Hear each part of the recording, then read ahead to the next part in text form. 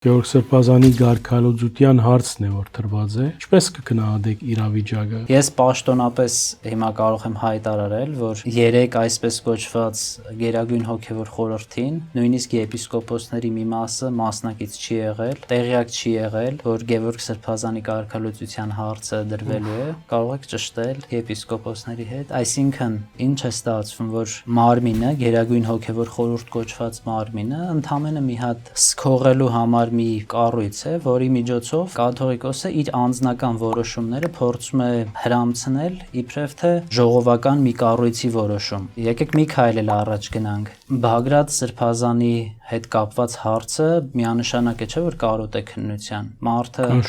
ակնհայտ մտել էր քաղաքականության մեջ։ Եվ այն ժամանակ նույնիսկ ներեք ես ընդդադելուս եպիսկոպոսներ թե մարդահայտված են։ Ես անձամբ գիտեմ։ Այո, ես տեղյակ չէի, բայց վերջերս արդեն եպիսկոպոսները բարձրաձայնում են, ասում են 24 հոգով ժողով ենք արել հարցը քննարկելու համար, 24-ից 20-ը դեմ են եղել, համարել են, որ դա ակնհայտ մուտք է դեպի քաղաքականություն, որը վայել չէ հոգևորականին։